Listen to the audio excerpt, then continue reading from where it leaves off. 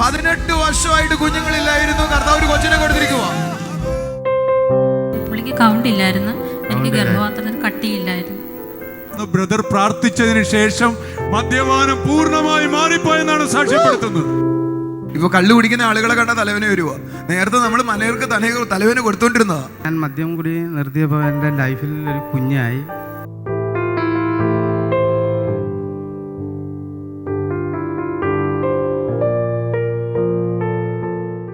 ഇവർക്ക് 18 വർഷമായിട്ട് കുട്ടികളില്ലായിരുന്നു.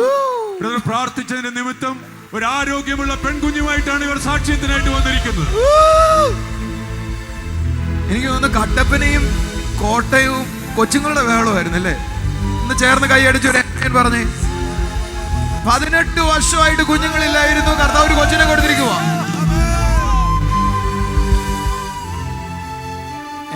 ഇതൊരു വലിയ കാര്യമായിട്ട് എനിക്ക് തോന്നുന്നത്. പറഞ്ഞായിട്ട് എന്തുവായിരുന്നു കുഞ്ഞുങ്ങളുണ്ടാകാൻ തടസ്സം? പേര് ആശാ രാജേഷ് എന്നാണ്. ഞാൻ കടന്നു വരുന്നത് കോട്ടയം ഇടയാഴം എന്ന് പറയുന്ന സ്ഥലത്തു നിന്നാണ്. ഞാൻ കഴിഞ്ഞ ഇതിൽ അഞ്ചല് വന്ന് പ്രാർത്ഥിച്ചതിന്റെ പ്രകാരം 18 വർഷമായിട്ട് കുഞ്ഞുങ്ങളില്ലായിരുന്നു. കർത്താവ് ഒരു ആരോഗ്യമുള്ള ഒരു പെൺകുഞ്ഞിനെ കൊടുക്കുവാനിടയാണ്.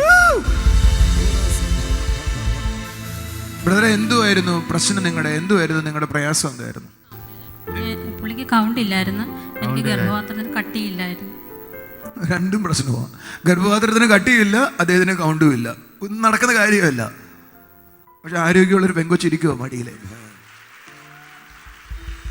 ഒന്ന് പറഞ്ഞേ, എല്ലാം സാധ്യമാണെന്ന് പറഞ്ഞേ. എന്റെ കർത്താവിനാൽ കഴിയാത്തതായിട്ട് ഒന്നുമില്ല.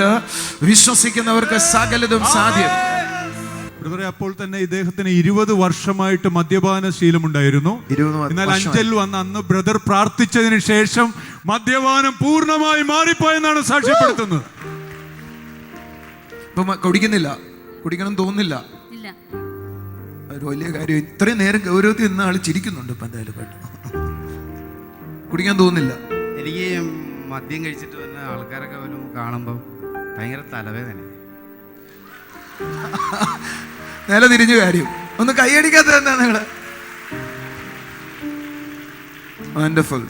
ഇപ്പൊ കള്ളു കുടിക്കുന്ന ആളുകളെ കണ്ട തലവേന വരുവാ. നേരത്തെ നമ്മൾ മലയർക്ക് തലവേന കൊടുത്തോണ്ടിരുന്നതാ. ഭയങ്കര അലമ്പായിരുന്നു. ബ്രദറിന് എന്ത് പറയാനുള്ളത് കാര്യത്തെ കുറിച്ച്? മദ്യപിച്ചു കഴിഞ്ഞ ബോധമില്ല, വഴക്കുണ്ടാക്കും, അങ്ങനെയായിരുന്നു? അല്ല, ഞാൻ മദ്യം കൂടി നിർത്തിയപ്പോൾ എൻ്റെ ലൈഫിൽ ഒരു കുഞ്ഞായി. ഇപ്പം എൻ്റെ കച്ചവടപരമായ രീതിയിൽ എല്ലാ കാര്യങ്ങളും മുന്നോട്ട് പോകുന്നുണ്ട്. എൻ്റെ ജീവിതം മാറി. എൻ്റെ എല്ലാ ശീലങ്ങളും മാറി. വീട്ടിൽ മൊത്തം മാറ്റവാ. വീട് മുഴുവൻ മാറി. അടുത്തിരിക്കുന്നവരോട് പറഞ്ഞേ, യേശു വന്ന് തൊട്ടാ പോരെ നിന്റെ ജീവിതം മാറുവാൻ എന്ന് പറഞ്ഞേ. യേശു വന്ന് തൊട്ടാൽ പോരെ നിന്റെ ജീവിതം മാറുവാൻ എന്ന് പറഞ്ഞേ. യേശു വന്ന് തൊട്ടാൽ പോരെ നിന്റെ ജീവിതം മാറുവാൻ. യേശു വന്ന് തൊട്ടാൽ പോരെ. അടുത്തിരിക്കുന്നവരോട് പറ, യേശു വന്ന് തൊട്ടാൽ പോരെ. യേശു വന്ന് തൊട്ടാൽ പോരെ. നമ്മുടെ കർത്താവ് ഒന്ന് തൊട്ടാൽ മതി, നമ്മുടെ ജീവിതം മുഴുവൻ മാറുവാനിടയാകും. ഒന്നും കൂടെ ചേർന്ന് കൈ അടിച്ചെന്ന് പറഞ്ഞ്, യേശു വന്ന് തൊട്ടാൽ പോരെ നിന്റെ ജീവിതം മാറുവാൻ. യേശു വന്ന് തൊട്ടാൽ പോരെ. ഭയങ്കര കാര്യമാണ്. നമ്മുടെ കർത്താവ് തൊട്ടാൽ ജീവിതം മുഴുവൻ മാറുവാണ്, സ്ഥിതി മാറുവാണ്. 20 കൊല്ലമായിട്ട് മദ്യപാനമായിരുന്നു. 18 കൊല്ലം കുഞ്ഞുങ്ങളില്ലായിരുന്നു. ഡോക്ടർമാർക്ക് എന്തെങ്കിലും പറയാനുണ്ടോ? ഉണ്ടാവും എന്നുള്ള പ്രതീക്ഷയൊക്കെ പോയി. നിങ്ങൾ കേട്ടില്ല? ഉണ്ടാകയില്ല എന്നാ പറഞ്ഞതാ.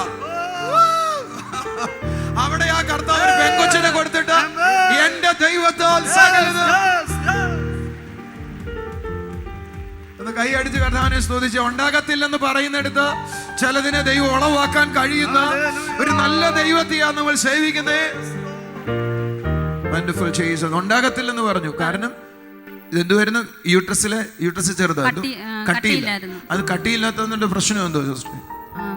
റിസീവ് ചെയ്ത് കുഞ്ഞിനെ ക്യാരി ചെയ്യാൻ പറ്റത്തില്ല. റിസീവ് അല്ലെങ്കിൽ കുഞ്ഞാവുമ്പോ തന്നെ അങ്ങ് പോവും. എനിക്ക് പിന്നെ ഇവിടെ ആയിക്കഴിഞ്ഞാൽ എനിക്ക് എന്നും ബ്ലീഡിങ്, 6 മാസം ബ്ലീഡിങ് ആയിരുന്നു. അപ്പം ഞാൻ വിളിച്ച് പ്രാർത്ഥിക്കുമായിരുന്നു ബ്രദറിന്. യൂട്രസിന് കട്ടിയില്ലാത്തതുകൊണ്ട് കുഞ്ഞുങ്ങൾ ഉണ്ടാകത്തില്ല, കൗണ്ടും ഇല്ല എൻ്റെ കൂട്ടത്തിൽ. കുഞ്ഞായി കഴിഞ്ഞാൽ അപ്പം പോവും. എന്നെ വേദനയുള്ള കാര്യമല്ലേ? ഉണ്ടാകത്തില്ലെന്ന് പറഞ്ഞെടുത്ത് ഉണ്ടായിരിക്കുന്നത്. IVF ശ്രമിച്ചാൽ പോലും നടക്കത്തില്ല. കാരണം അതിനകത്ത് കട്ടിയില്ല, വരുന്ന മാർഗമൊന്നുമില്ല അതിന്. എൻ്റെ യേശു ചെയ്ത നന്മയ്ക്ക് നന്ദി പറഞ്ഞ് കൈയടിച്ച് കർത്താവിനെ സ്തുതിച്ച് സന്തോഷമായിട്ട് പോയത്.